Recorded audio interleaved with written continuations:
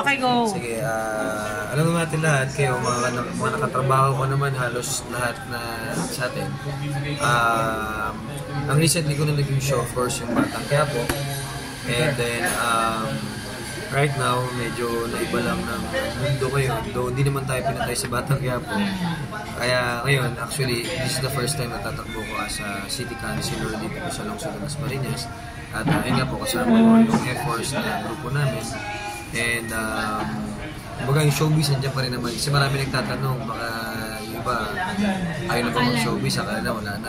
Yung iba naman, ang ano sa akin, kaya nag-showbiz to kasi, nag-showbiz, kaya nag-politika to kasi wala nang trabaho sa ABS. Kumbaga parang, it's parang showbiz ang bagsak ng politika ang bagsak politika. Sabi ko naman it's not parang fallback ang politika, parang ganyan. Sabi ko na lagi nung sabi sa sarili ko na it's not fallback, it's giving back sa mga tao. Then syempre sa dami din naman na experience ko sa buong Pilipinas, kumbaga may mga pinupuntahan ako ng mga politician na in-invite ako to show para mag-perform, samahan yung mga politiko, and then sabihin ko yung mga advocacy ko, yung mga ginagawa ko as influencer, as an actor. And then ngayon naman, kumbaga sabi ko nga, ba't di ko gawin sa sarili kong bayan? Ba't di ko gawin sa sarili kong kinalakihan? So that's why ito ngayon, panahon ito in God's perfect timing, parang sabi nga nila, at yun din sabi ko, it's calling. Kaya ito, sabi ko nga, pumasok ako sa mundo ng politika, bilang isang babukan. Mahirap, pero sabi ko nga, may sipat at sagalit, sabi ko nga, naniniwala ako sa Panginoon. Papalarin, basta sa akin, ako pa naman, doon pa rin naman yung trabaho natin sa English, open pa rin naman ako. So kung ano man yung maging resulta dito sa kampanyahan na to, makakabalik pa naman tayo sa Batang Quiapo. Nagpala naman ako ipokot. Sabi ko, nagpala naman ako na baka pwede pagkatapos, kung ano man makabalik pa rin naman. Yun. So Neil, first time mo na tumakbo, bakit councilor agad? Kasi no offense man pero kasi syempre, di ba ang iniisip natin kapag nag-umpisa, kagawad. It's mas okay kung mag-start ka sa pinaka mo. Bakit councilor? Hindi kasi actually pinapa-run ako before as kagawad ng barangay or kapitan. Kasi before, sabi ko nga, sobrang hectic ng schedule sa industry ko, di ba, sa trabaho ko. Parang hirap din ipilit ng sarili ko na i-commit dito sa isang bagay na to na hindi ako ready.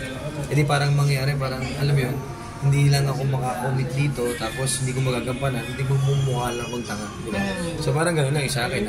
Pero kaya dito, kasi, iba as a councilor, parang, more on ordinance, and alam ko naman medyo bilang baguhan sa politika, marami pa akong kailangang aralin. Pero ito na yung pinaramdam sa akin ng Panginoon. Parang ito na this is the moment.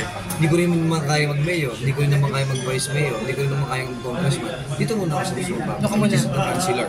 Kasi councilor, well, mas okay naman siya. Pero may background ka sa politics? For now, well, more on advocacy ko sa sarili ko, pero sa politics wala. First time talaga. Pa-introduce lang naman. Maraming naiindigaw sa'yo dati pa na pumasok. Meron. Pero why did you feel na ito yung right time na talagang pumasok ka sa takbo sa politika? Again, yun nga kasi, calling sa akin ng Panginoon ngayon.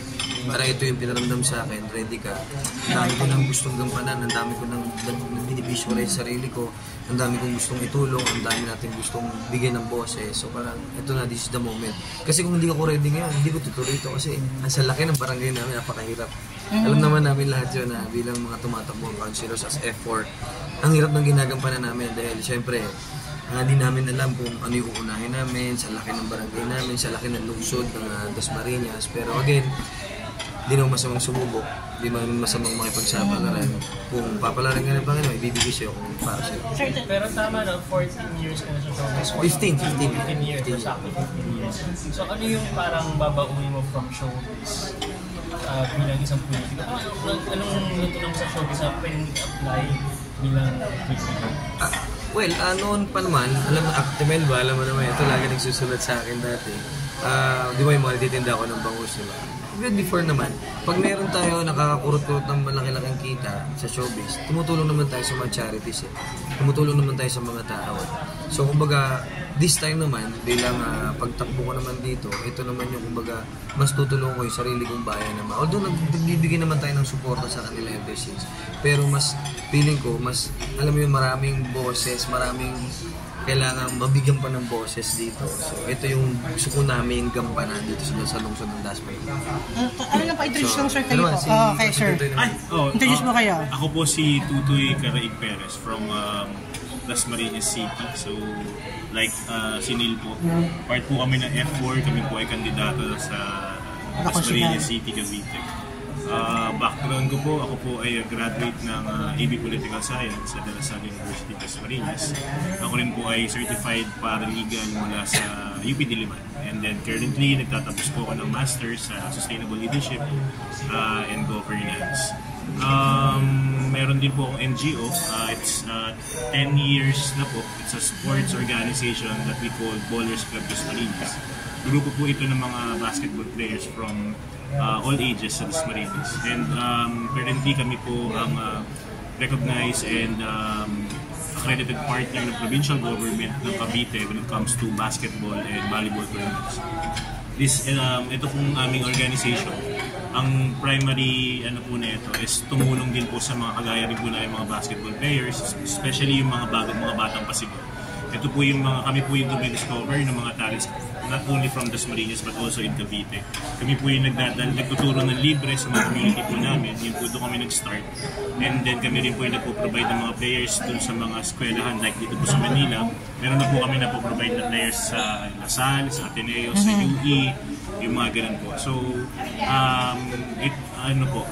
ang benefit nito ng yung mga bata po from a simple city like Dasmariñas from Cavite, nakapag-aral sila ng libre and may opportunity silang makapag-aral doon sa prestigious na school. And ang organization din po namin tumutulong din po sa community using the platform of basketball. Nagkakanta kami ng mga game for a cause wherein yung mga proceeds po nito, ito naman po din yung tinutulong din naman namin sa mga batang may sakit, mga ganun po. Medical assistance during calamity, nagpo-provide din po kami ng relief goods, and then nagpo-provide din po kami ng school supplies. Yearly po yan since 2014. Sa private naman po, before ako mag-file ng candidacy, I work as a paralegal sa Meralco, sa Smart Communication, and currently nasa Regis Telecoms ako as permits and right-of-way manager. Ito po yung mga nakikipag-usap din po sa LGU. So, almost ganun din naman din po yung trabaho. Sir, kayo po, sir. Magandang hapon po. Ako po si Brother Arnaldo Rosario. Currently, ako po ay may private school. Walang branches po dito sa Cavite at saka isa sa BGC. And ako ay may isang asawa at apat na anak. And ako ay born again Christian, Church of God. At kasalukuyan po ako rin ay Road Transport Cooperative Chairman and President at Chief Chaplain po. So ngayon po ako ay nag-file I prayed for this election, and I also prayed para sa grupo na ito. Sabi ko sana magkasama-sama kami kasi since pare-pareho po kami independent. And naniniwala ko na pagsama-sama kasi kami ay mas malakas na yung pwersa. Iba yung kanya-kanya naming strength. No? So, hindi na kami mapofocus doon kasi given naman na may mga kanya-kanyang weaknesses, but we will focus on ours. No? And bakit po ako nag-file? Tulad din ng mga ginagawa namin during pandemic, noong mga panahon ng lockdown, marami rin po tayong mga tinutulungan dahil ako po ay lumaki at nag-aaral sa BBB, kung tawagin Batang Area. Doon po kami sa relocation site. Nakita ko pa yung hirap talaga ng mga kababayan natin. Actually, hindi lang naman sa Dasmariñas to. And ano yung magagawa kong paraan para matulungan sila. Importante po kasi na nakikita natin yung naramdaman natin, nakita natin kung ano yung paano yung ma-experience yung hirap ko ng buhay. Kung paano ginawa ng Lord sa akin na ako ay ngayon po ako ay doctoral education na naniniwala po kasi ako na kung paano ako pinless ng Panginoon. Ganoon din kaya i-bless yung mga tao na merong mabuting puso. Tulad po ng aking kasama na party list, yung Ahon Mahirap, ay naniniwala ako na yung Ahon Mahirap, napakaganda po na pagpupunsa nila. At salamat din at siya yung napunta sa akin na party list. Dahil isa po yung advocacy namin. Kung paano po binless ako na magkaroon ng private school sa Cavite at saka sa Taguig, sa BGC. Naniniwala ako na kaya din gawin ng Panginoon Diyos sa buhay ng bawat isa. Basta bumabuti ang puso. And everyday nananalangin ako, Lord. Ako po ay pagising ko pa lang, nagdadasal na ako, sabi ko, Lord, ano yung pinapagawa mo sa akin ngayon, ano yung purpose ko. And every time na nagigising pa ako, kasi pwede namang hindi na ako magising. Inaalam ko, Lord, bakit pa ako, ano pa yung purpose na pinagagawa mo sa akin. Andun na po ako sa point ng ganung buhay ko na I always see it as a purpose na magagawa ko pa para sa Kanya. And paano pa po pa ako makakatulong.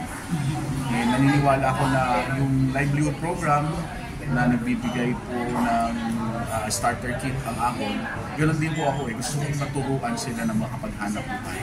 Maging stable yung pagkabuhayan.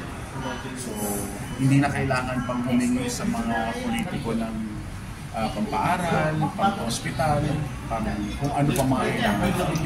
Turuan sila na turuan silang mangisda.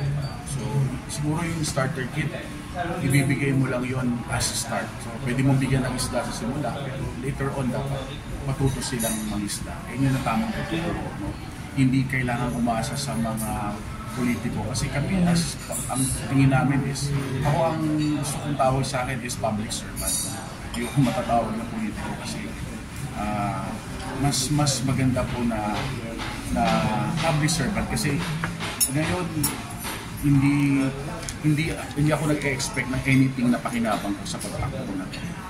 So more on, ang heart ko po ay makatulong.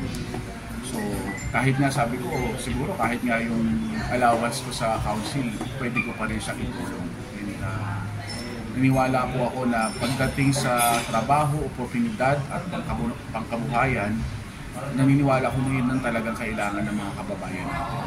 And of course, yung mga sinabi ng mga kasama ko, yun yung heart po namin talaga na gusto namin na committee na makakapagpasa kami ng mga ordinansa na patungkol dito sa mga programa at advocacy namin para makatulong sa mga kababayan namin sa Dasmariñas.